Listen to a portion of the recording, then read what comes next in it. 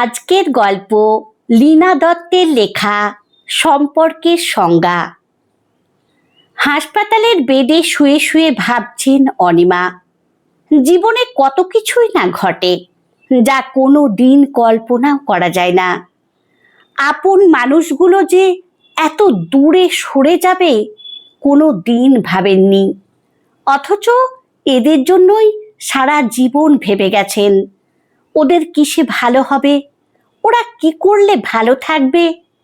এসব ভাবতে ভাবতে ঘুমিয়ে পড়লেন অনিমা। অনিমা ভট্টাচার্য একটি স্কুলে পড়ান, বিয়ে করেননি। ভালো বিয়ের সুযোগ এলেও সময় হয়নি। বড় দাদা আগেই মারা গিয়েছিলেন, বাবা মা তারও অনেক আগে। দাদার সংসারে 2 মেয়ে, রাখি আর সাথী, আর এক ছেলে বনি। বৌদি খুব শান্ত ভালো মানুষ।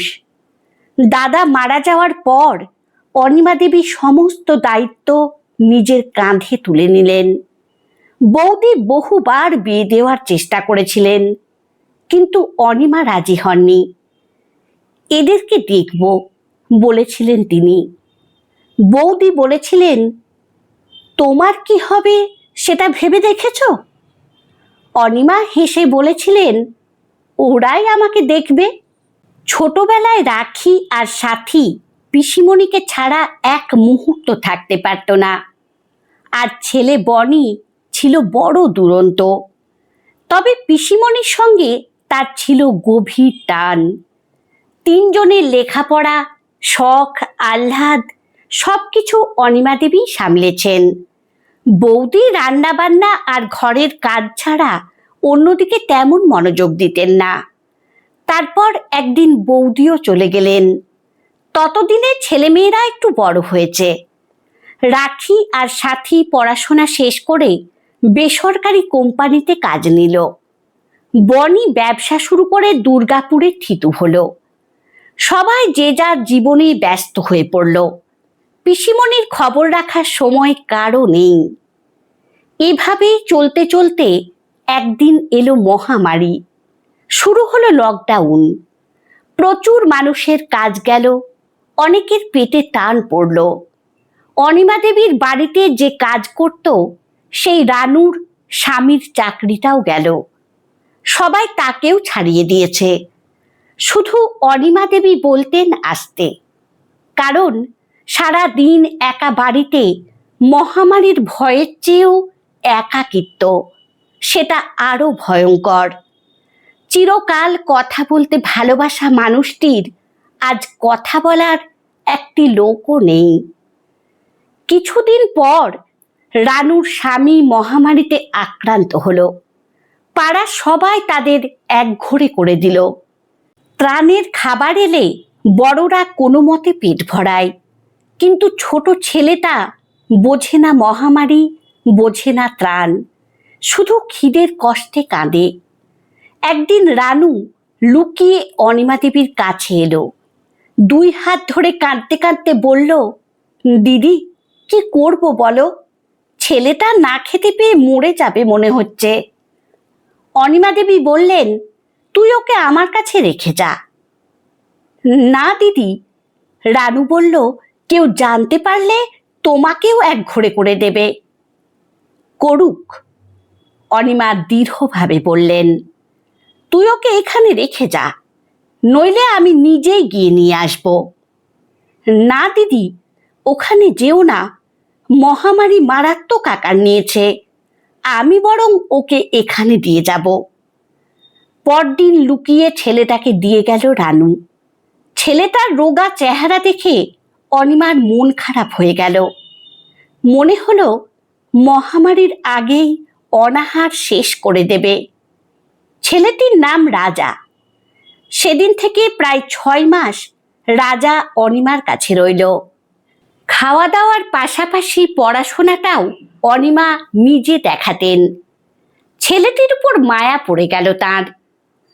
পরে রাজা বাবা মায়ের কাছে ফিরে গেলেও পড়তে রোজ আসত। মহামারীর শেষে অনিমা দেবী অবসর নিলেন। খবর পেয়ে ভাইপো ভাইজিরা এসে দেখা করে গেল এবং বুঝিয়ে দিয়ে গেল যে তারা সবাই ব্যস্ত, তিনি যেন যখন তখন চলে না আসেন। কথার ফাঁকেই সেটা বুঝে নিলেন অনিমা। মনে মনে হাসলেন। তিনি আত্মমর্যাদা সম্পন্ন মানুষ, কারো কাছে বোঝা হতে যাবেন না। অবসরের পর দেশে বিদেশে ঘুরে বেড়াতে লাগলেন অনিমা দেবী। বুঝতে পারতেন কেউ তেমন যোগাযোগ রাখতে চায় না, কালে ভদ্রে একটা ফোন, এটুকুই। একমাত্র রাজা সব সময় তার পাশে থাকত, বেড়াতে গেলেও বাড়িতে থাকলেও। রাজা এখন একটু বড় হয়েছে, লেখাপড়ার পাশাপাশি বাবার কাজেও হাত লাগায়। গরিবের ঘরে শুধু পড়াশোনায় সংসার চলে না। অনিমা দেবীও এখন আগের মতো সাহায্য করতে পারেন না। বয়সের সঙ্গে নিজের ওষুধ ডাক্তারের খরচও বেড়েছে। হঠাৎ একদিন রাত 10টার দিকে অনিমা দেবী অসুস্থ হয়ে পড়লেন। বুকের মধ্যে ভীষণ কষ্ট। ফোন করলেন রাখি সাথীকে। এক্ষুনি আমরা কিভাবে যাব? তারা বলল। বনিকে ফোন করলেন, একই কথা। কি মনে হতে ফোন করলেন রাজাকে। সে তখন কলকাতার বাইরে, বাবার কাটিংয়ের কাজ ডেলিভারি দিতে গেছে। সেদিন ফেরার কথা ছিল না। অনিমা দেবী ভীষণ উদ্বিগ্ন হলেন। এদিকে কষ্টও বাড়ছে। রাত তখন প্রায় 12টা। হঠাৎ দরজার বেল বেজে উঠল। দরজা খুলে দেখেন রাজা আর রানু। রাজা একটা গাড়ি জোগাড় করে এনেছে। তার বন্ধু গাড়িটা চালায়। তাকে বলে মালিককে রাজি করিয়ে নিয়ে এসেছে। চলো পিসিমণি, গাড়িতে উঠে পড়ো। কেন রে? অনিমা অবাক। এক্ষুনি হাসপাতালে যেতে হবে। দাঁড়া, ব্যাপারটা বুঝতে দে আমাকে। কোনো বোঝাবুঝি নয় বলেই রাজা হাত ধরে নিয়ে চলল গাড়ির দিকে।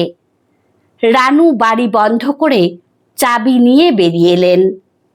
তারপর থেকে 5 দিন হলো হাসপাতালের বিছানায় পড়ে আছেন। ভাইপো ভাইঝিরা 1 দিন 2 দিন ফোন করেছে, এটুকুই। সপ্তাহখানেকের মাথায় অনিমা দেবী সুস্থ হয়ে বাড়ি ফিরলেন। রাজাই নিয়ে এলো।